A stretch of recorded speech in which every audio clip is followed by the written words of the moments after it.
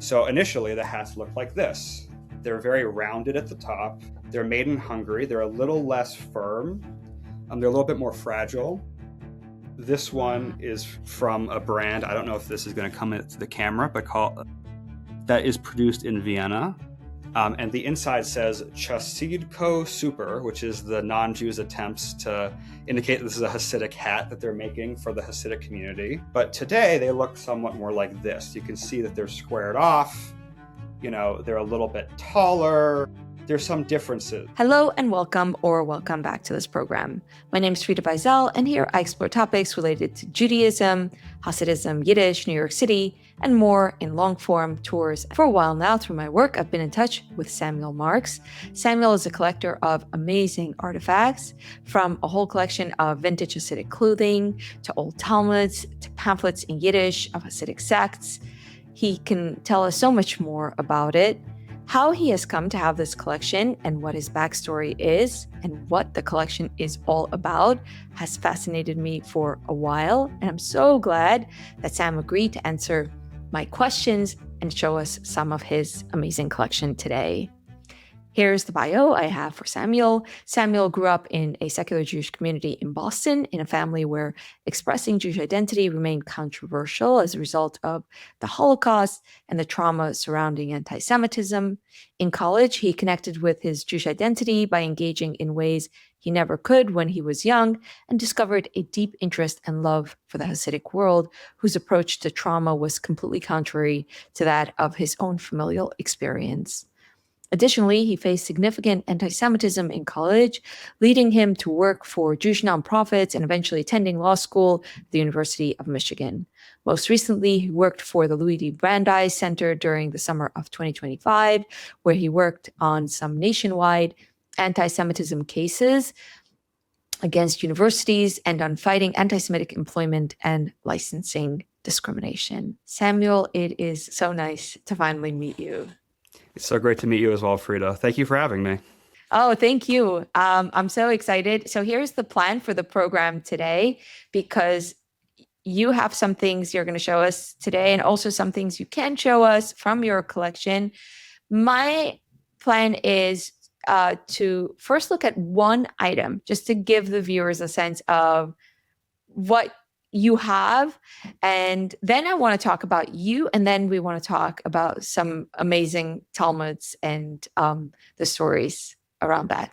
And of course, you're going to show us what you have. Sound good? Yep, great.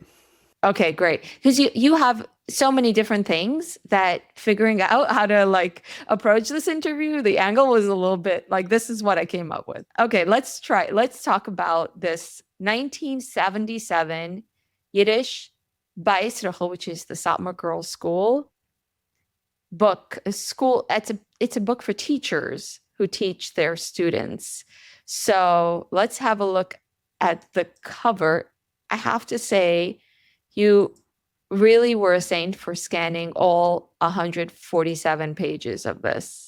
Yeah, I spent late nights in the Michigan Law Library underneath their very expensive scanner trying to get it right, in part because I understand how scarce some of these materials are and how fragile. And, I'm very into preservation and keeping things available for future generations to see and study. So, I was happy to do it, and I didn't mind. Took a couple hours, but, I thought it was worth it.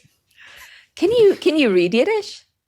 Yes, I can. Much better than I can speak it, admittedly. Often I'll have to look up a vocabulary word here and there, but I can read at least enough to get a good sense of what's being said, and maybe not with exact precision, but I can at least get an overview. I have a bunch of copies of the different Satmar newspapers somewhere, and the different publications that I've gone through over the years. Some big headlines in Yiddish about current event news stories, and so. I do enjoy reading this stuff, and I'm a little bit new to Yiddish, but I'm learning. And so it's been a great experience getting to do that. And I think the fact that there's a lot of Yiddish material now that is about contemporary life and the modern world, I think has been super helpful in actually making that jump. Yeah. Let's talk about how you learned Yiddish in a minute.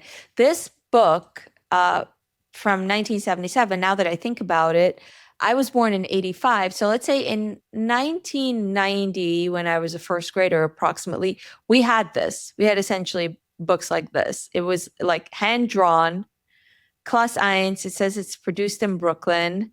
It has a hechsher, right? Is that a hechsher or is it just the printing? That's just the print house. It does have, kind of the equivalent of a hechsher in the sense that there's rabbinic approbations, and I can get into later what that means because the hechsher and the nature of that for printing has changed significantly over history. Right now, and with these books that are going to be like the Class Iron, or if you go to your local store and buy a Talmud, those hechshers are basically going to be what you think of with a hechsher, like this is kosher reading. I mean, the rabbis looked at it. That's not historically what it meant, but that's what they came to mean. So for much of the modern stuff that I have, when you see that, it'll often be accompanied with like a long paragraph or something saying this is kosher reading, this is great, something maybe about what the rabbi thinks about it or his own theological bent, but that's essentially what you get. But that's the print mark for whatever the Beisruchel print house or Satmar printing institution that printed this was at the time.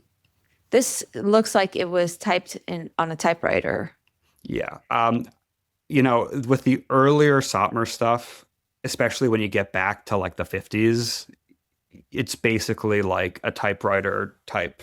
I have, some early stuff that's like right after they come to America where you'd think that literally someone sat their typewriter with pieces of paper and typed this up by hand, each individual copy, with how crudely some of the stuff is made. So that I think is probably how they did it, or at least the font and the printing for this was affordable enough and reasonable enough that it was just the right way to go.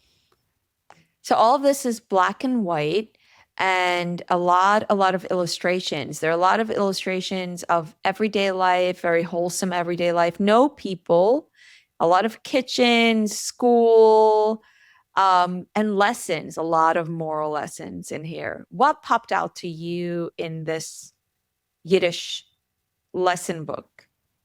A few things piqued my interest. One is that you have kind of like the Satmar, Pupa, Wien, kind of like if you think of the major Hasidic sects in Williamsburg that tend to kind of reflect that type of Hasidic mindset, approach, philosophy. They have the kashrus symbol on one of the pages for, I think for the purposes of showing the recognition. Very late in the book, they have a TV with, I don't remember what it says exactly on the TV, but it says like, this is forbidden or like, you're not allowed, which reflects really like the battles of the era, right? If you're in the 70s, the issues the Hasidic Jews are worried about is not the internet. There isn't really an internet yet. It isn't even computers. There's some early interviews with Hasidim in the 70s and basically saying our yeshivas are so great. Like we have these young men who go out and learn computer programming and do quite well on these computers that have no internet connection or are basically like fancy calculators, fancy kind of efficiency tools that don't have the same baggage that they'll come to have later. But back then, it's not, as you know, Frida, it's not about, these kind of battles that we think of today. It's about television. It's about movie theaters and movies and kind of the secular media that exists that might actually undermine or be contrary to the ethos and the kind of upbringing the Hasidic community is trying to instill. And of course, I've heard plenty of stories from older generations in Williamsburg about, going into a non-Jewish shop that they had the TV and watching, some famous TV show from the 50s and 60s with like the son of a famous rabbi who became like a very famous and prominent member of like the Williamsburg community and how they would get in trouble for that or things along those lines. So, this was a real live issue at the time. And this was, I just love the fact that you can open up this book and really just see into the era and kind of get a sense of like, what was the zeitgeist? What was like happening at the time? What is kind of happening within, these discourses in the Hasidic world, as opposed to, when you open up some books and you look through them and you just see, okay, well, this seems kind of timeless. This seems very specific. Yes. Yeah. Yeah. The television, I have that particular page here. It says Mentunish, also handwritten with nice letters. And it's a very old school television with three antennas sticking out, and it says you're not allowed to. And of course, it's like so interesting because it's the battle of the era, and it also shows how much more controllable media was at the time because it was this that was canceled, not a tiny phone. But also for me, something I've been interested is how much more porous the connections in the Hasidic world used to be, that people would have none from neighbors and they would interact, or neighbors that were not from to their degree. They would interact with other Jews or other people that were not of their community. And so this story in particular with the television is this woman who invites a young child into her house, and the child watches TV, like you said. And this is so many stories I've heard from people. Like my father grew up super sheltered, but he watched JFK assassination coverage, something that I didn't watch any coverage after September 11, my like big moment. So it's really interesting that there was a real challenge with a TV being accessible because the neighborhood was more diverse. What became of Williamsburg later was such a homogenous world. So this is like really capturing what, like you said, what was worrisome at the time. Anything else here that you really loved? I haven't looked at this since I made the scan, admittedly. So I'm sure there are other things in there that speak to these types of stories. One thing actually that you've scrolled past, now that I remember, is if you scroll up a bit, there's picture of clothing. I'm Yeah. really, I mentioned to you before that I do like to collect older Hasidic clothing, like the old flat streimels and things where there seem to be trends and changes. And I think oftentimes those trends and changes are allowed because they're from something traditional, right? That doesn't have hypothetically any, at least in theory, outside influence that might mean you're following the trends of popular culture or of non-Jews. And you see in that picture right there an old hat. And that's the old style hat that they wore at the time. I actually have one in this room. Can we see it? Yeah, let me grab it. Originally, the hats that are associated with Satmar come from, and this, will give you a taste of maybe some of the collection I can't show you because I actually don't have it here. We'll get to maybe my background later, but I'm currently a student, so I'm traveling around a lot. But essentially, there's a Hungarian style hat that clergy wore that was very popular among the Hungarian Hasidic sects. And so initially, the hats looked like this. They're very rounded at the top. They're made in Hungary. They're a little less firm. They're a little bit more fragile. This one is from a brand. I don't know if this is going to come into the camera, but that is produced in Vienna. And the inside says Chasidko Super, which is the non-Jews' attempts to indicate this is a Hasidic hat that they're making for the Hasidic community.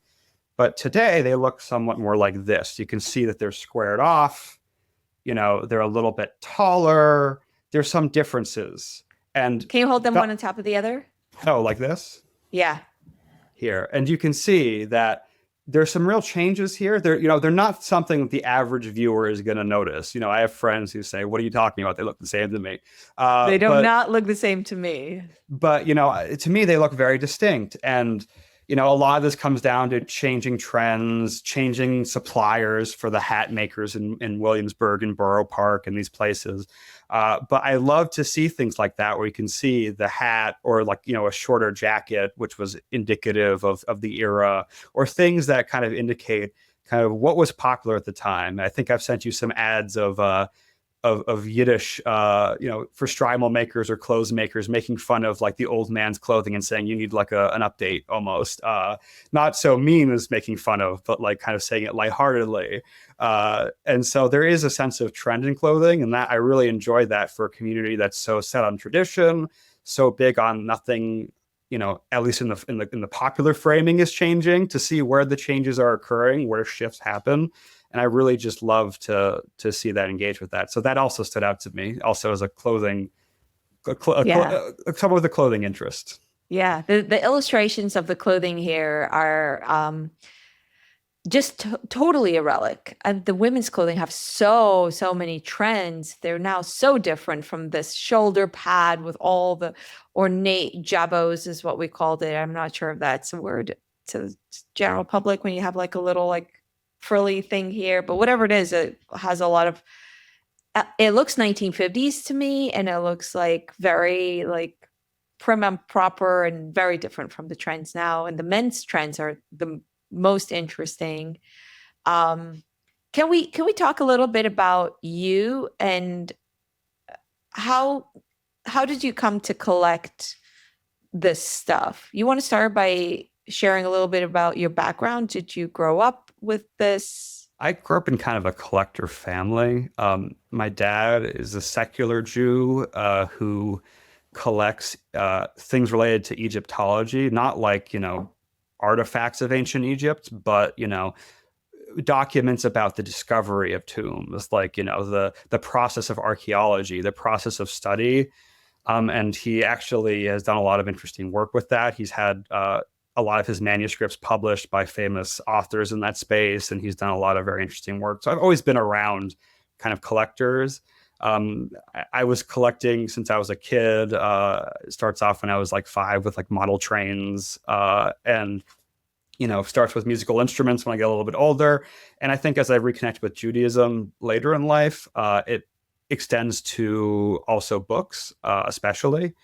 And I think the interest in the books largely comes from a sense of kind of intellectual curiosity, which I think has always been at the heart of my Jewish practice and my Jewish identity, which I can speak to more in a minute. Essentially, not just the books as study tools, in a house of learning, a base medrash, or wherever someone is using them, but as they reflect, kind of as we discussed earlier, the wider world, the fights of the time, the arguments, the way that rabbis are looking at approbations, the way that women might be engaged in books and reading in ways that seem counterintuitive to our modern, sensibility to view in the Orthodox world, or even people who might have some misconceptions or kind of outsider views of the Orthodox world. And so I just love things that provide greater context, provide a greater depth. And I love going into the deep history of why the books we have today, and whether it's, we talk about the Satmar community with books like Vayel Moshe, or kind of other books that the Satmar Rebbe wrote, which Vayel Moshe is his kind of magnum opus on on Zionism and the different issues surrounding Zionism of the era, and seeing how that evolves, seeing how the Talmud evolves over time as a printed book, and really getting a sense of how we get to the point we're at as Jews who study. I really love that, and there's a lot of great scholarship, a lot of people interested in this, so there's a lot of great work done on this. And it's just been a blast for me, really diving deeply and finding a book where not only can you get a sense of like the cultural moment, but the individual, because often Jews sign their books. They'll say this belongs to, Samuel, and then they might date it. The most common signatures in all the books I have are name and date. Probably second, very close second, name, date, and place. And I really love to see, because oftentimes these are rabbis. You can look up who they were, what they thought, what battles they were involved with, what sides they took on issues, and you can kind of get a sense, of these people as people.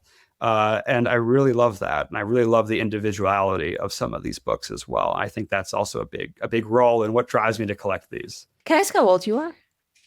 Yeah, I'm 26, going on 27. I'm a young guy, I guess, in terms of the grand scheme of things. I don't feel that young anymore, but I've been collecting since I was a kid. Hebrew books, it's been years now. And I've been, I'm now in law school doing legal stuff, which has helped to expand the collection greatly.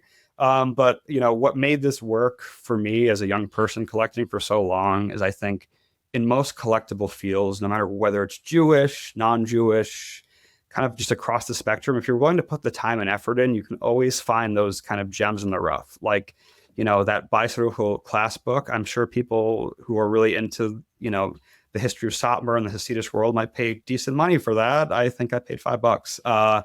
If you're willing to go through, I got it from a Hebrew book dealer.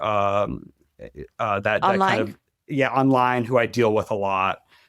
Who will post these very cryptic listings of what he has and the updates, and you have to kind of know what you're looking at and reading to get a sense of what's being listed. But if you do get a sense, you can kind of say, oh my gosh. I think in this case, it was something that I think Satmar was misspelled. Not even in like the old school like Satmar. If you hear those stories about people not wanting to say the name because of all these myths about it being named after St. Mary. It just means little village or little town, something along those lines. But so it was misspelled in the listing, and it said by Saruchel Publishing in like a very Yiddishized English that you wouldn't search, right? So it's not something that someone would just come across probably when they're searching through catalogs or through listings. I spend time in the basement of old Jewish bookstores where they have stuff from like 50 years ago in boxes, just looking for something special. And, every once in a while you get that thing. And I have a few examples that hopefully I'll be able to show you today, where that was actually the case, where I was looking through old boxes and something special came up and something exceptional that really brought me a lot of joy. And I think is really just fascinating as an individual book or item. At what age did you start your Jewish artifacts collection? That's a good question. I don't have an exact date for you on that, mostly because it happened very organically. As I began kind of becoming more engaged with Jewish life, just to kind of give some background as to how that looks, I think that might speak to why the date is a little bit imprecise.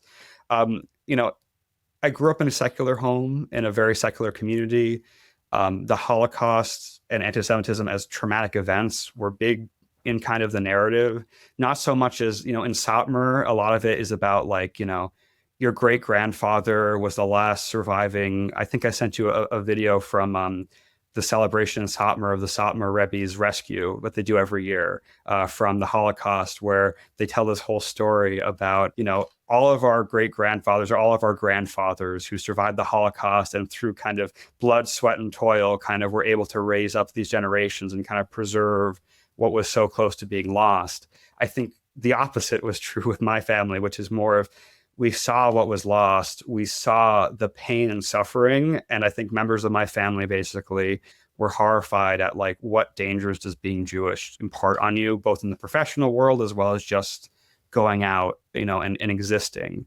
And there's a lot of, kind of underlying trauma there that's resolved very differently. But when I get to college, it's the first time I can really engage with being Jewish kind of in a setting that isn't maybe biased towards the secular or biased towards, kind of avoiding Jewishness.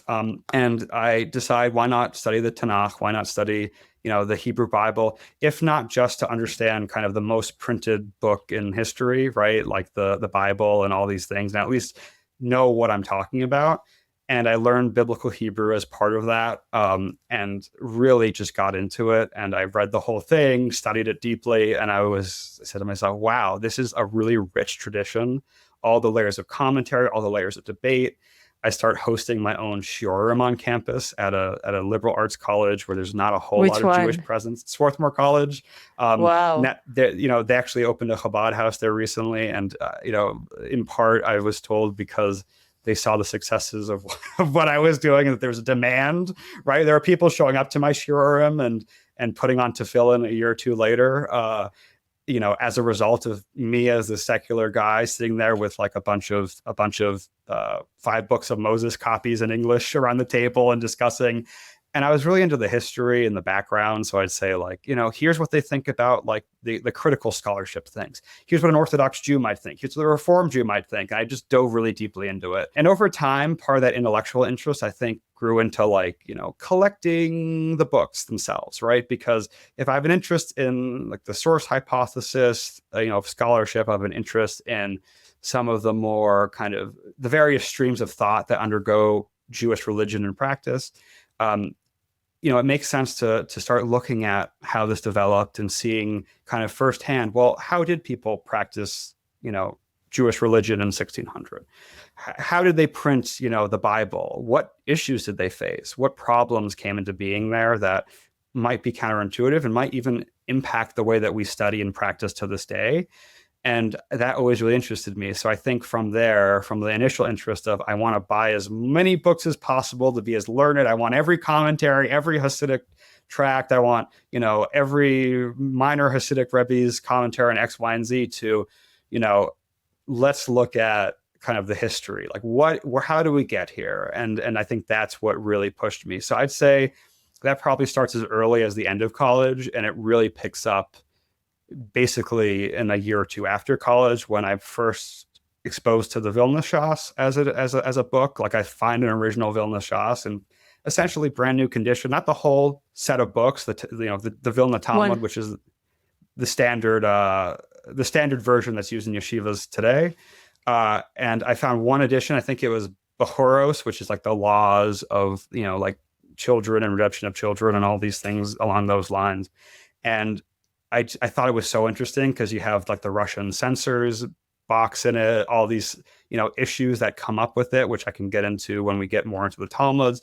But I think that really sparked a deep interest in not only the Talmud, but, how in the Hasidic world do ideas develop? How in the yeshivish world do ideas develop? How, as Jews, do we look at memory? All these kind of broader, deeper questions. And I think that's how I get to where I'm at, where if you look behind me, there's just stacks and stacks of books. And I have other bookshelves in parts of the room that you can't see right now that are filled with old volumes with crumbling binding and various conditions. And yeah, so that's, I think, how I got here. You ended up going to Williamsburg, it seems, and Borough Park, where you hung out quite a bit. Was that like a journey towards becoming Orthodox, or just curiosity? Probably both, I'd say. I think what happened there is that part of my curiosity was I love to listen to different, shiurim, or kind of like classes on Jewish theology that are given in Orthodox spaces, often because I found the Orthodox discourse to be much more thorough and in depth. They're citing sources that are hundreds of years old that might only be attested to in very few places of commentaries. We don't have an original, or they might be citing events in history of, Jewish rulings and law that are beyond, kind of a mere entry level, that I found to be really fascinating. And what happened there was I was listening to a shiur online that I really liked, that was done by an I could tell it was Orthodox. You can tell by the yeshivish accents or the Yiddish accents kind of in the background as people discuss and debate. And I thought, I'm living in New York, so I moved to New York after college. Probably 50-50 chance this is in Brooklyn or some of the surrounding area versus Israel or maybe another community. I might as well reach out and see if it's in person to see if I could attend. And so I find the phone number, and the email address of the guy running it. I email him and I say, hey, I really like the shiur. Is this in person? And he says, yeah, Hooper Street, this address. Wow, Hooper Street. This time, show up. And I show up looking probably like I do right now, which is, kind of like yeshivish. I have a lot of hats that I wear now, but, back then just looking like this, kind of maybe a little bit more modern Orthodox, or kind of yeshiva university boy, if I even know the archetype, into this base medrash in Williamsburg. And I sit down at one of the tables thinking, okay, where's the shiur? And everyone around me is speaking Yiddish with, the longa payas and longa rekel and the whole package. And the rabbi of the shul comes up to me and says, oh, hi, like, who are you? Nice to meet you. Super nice, kind to me. Tells me his whole life story. So then I would tell him his. It turns out his family goes back to Bubba's and all these things. And he tells me how they got to Satmar, et cetera, et cetera. And then I just started attending the shiur weekly. I meet Balei Tshuva in Williamsburg. I meet other members of the community. I kind of develop some personal connections with some kind of bigger players in the community in the background that I don't necessarily want to go into on the record as much, but basically I've become more and more familiar and integrated with at least the culture, even if I'm not myself Hasidish. So I'm in all the Telegram chats. I get all the daily shul emails where they're telling me all the announcements and all the classified ads, the stuff like, oh, I dropped my my wife lost her earring on Hooper Street the other day, and Motzi Shabbos, earring lost, gold, text this number, right? All this, just the typical day to day, and say Haknusa Sefer Torah, this side, and so I kind of got involved enough that I could know what was happening, and I could basically had all the right connections to be not necessarily a part, but maybe someone who participated from afar and who got to visit and experience the culture. And so that's, I'd say, how I got involved. And also it helped too. I had a few friends who had family who were, from the community, who went back to Bells or, these different Hasidic sects, who could at least point me in the right directions when things were going maybe too far one way, too far another way. What does that mean? You're getting too involved with some extremists or this or that, and you can tell me, avoid that, so that was helpful too, because there's a lot, especially for Balei Tshuva, if you're, and I don't know how I would describe myself in all honesty. I find that I don't know what that term means for me, but essentially for someone who's, I guess you would call it like a repentant person, a master of kind of coming back to Judaism, someone who grew up secular and comes back to kind of orthodoxy is the idea. But a lot of the Hasidic Balei Tshuva, there's range. Like there are people who you meet who are like, you wouldn't know that they didn't grow up there. And then you meet people who I think have something to prove and a little bit more intense. And, that might be fine for them, but you always kind of want to be careful, because then you get into kind of some more extremist ideas, some extremist kind of incidences where, not because, most people might think they became religious and they realized that they bit off more than they could chew. And so they went to Satmar thinking, not really knowing what they're doing, and, kind of went through all the processes to join the Hasidic world, and eventually end up, finding it's not for them, right? And they might do something more lenient that gets them in trouble because they don't understand the social conventions, the kind of the smaller things that people might not pick up on that might get them in trouble.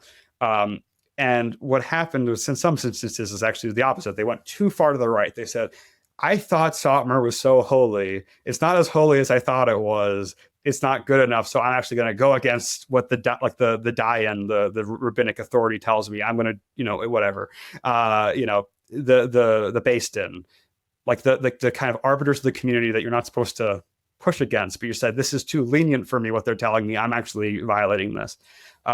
And so that can happen, but very rare. Again, this is not like a common phenomenon, but it's more of an example just to explain to you that, there's a wide range of people who kind of get involved later in life. And I think, it was always, a good balance for myself, a balancing act, trying to keep myself in a position where I felt comfortable. And I also wasn't getting myself too sucked in ways that I think might have been unhealthy or kind of maybe not conducive to kind of happy Jewish life and, a happy quality of life just generally.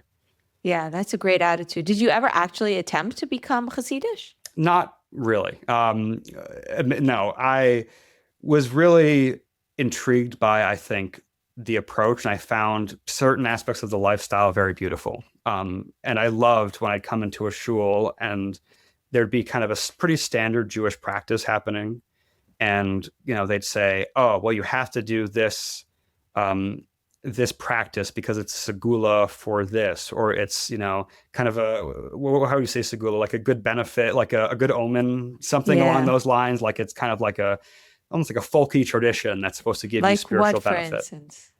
Like, having certain foods or eating certain foods certain way, like eating fish with your hands or doing these things that are, maybe halachically required or like required under Jewish law, but might be kind of extensions, right? Like, or beautifications, or ways in which what I love the most, and I think what is kind of the core to a lot of Hasidic practice, is kind of bringing religion, Kabbalah, all these Jewish ideas or Jewish mysticism, right, into everyday practice and kind of beautifying everyday practice, which sometimes manifests itself as intensity, as strictness. And other times it will be these really beautiful practices that are kind of small, or the way in which you do a certain thing. And oftentimes they're connected to the rabbi in Europe and what they did. So in Satmar, like the Shalom Aleichem melody, which is very beautiful, comes from pre-war Eastern Europe. And every year Satmar used to change the melody every year. the melody, at least as I've been told, that they currently use was the last melody before the Holocaust, right? Oh, And so really? Which they're one is holding it? on. Shulayim Aleichem, aleichem aleichem. aleichem shulayim aleichem da da da da da da da da da da. Yeah, yeah. Yeah, And I so there's a see. lot of things like that where that was like, wow, that's really seems special and really is profoundly beautiful, at least to me. And I really love that. But at the same time, I think I could also see the other side of it as someone who didn't come from this world where, it's not so idle or like, I don't know how to translate that well. You might have to help me for a woman to drive a car, right? Like in communities and that, or things that to me felt a little bit beyond the scope of something I could quite understand for me personally. Especially too, like if I have a daughter or something, how do you navigate that? And like it just didn't reflect my own values. And so, as much as I loved some aspects of the world, of the community, there were things about it that always felt, like this isn't really where I belong. And I can appreciate what they're doing and I can appreciate some aspects of it while also appreciating the reality, right? And appreciating, you know, these are these are people, right? Like these are people in a community who have normal lives with problems, with, beautiful lives, very tough lives. And there's a range. And I think sometimes the Baalei Tshuva I met could really idealize things and say, oh my gosh, this is a holy community. Isn't this so great? Everything's perfect. And then you sometimes get people who leave who had horrible experiences, which I'm not saying that what they're saying is wrong, but they're very scarred and very impacted who have painted all the opposite way. And I think that for me, navigating that middle ground where I can kind of see here are the beautiful things that they're maintaining and doing and why they're doing it. And here are the things that for me maybe aren't right. Like I don't fit in, but if it works for someone, I can see how that's a beautiful life. I can see how the wonderful kind of society that is built in some ways and, the downsides for me and others. So that's kind of how I looked at it. It's testament to your ability to hold complexity that you were able to embody a space in a world that is very cynical of outsiders because of what you described. I think, for instance, Satmar Hasidim are very aware that Baalei Tshuvas can come in and idealize and expect them to be saints and then be disillusioned. Be like, I thought these are holy people. Look at them. They're sinning on the down low. They're watching stuff and whatever else they're doing. And I'm totally disgusted how they dare to be human. And Satmar people are usually aware of that. And they're aware of, there's a lot of complexity that happens when an outsider tries to enter. And so they are usually reluctant. Like there was a man at a shop in Williamsburg who said to a group of my tourists, there were Mormons and they were asking about missionizing. And this man said, anyone who wants to join our community, I don't know what's missing in his life. Like why? Why would he want to do like something is wrong that he would want to like it was the opposite of missionizing. If anyone is trying to do a sales pitch, this is the worst sales pitch to say if something is wrong, go fix your life. Don't join us. But that's very common in the attitude in this world. And of course, it's what makes it so different from Chabad, which does outreach.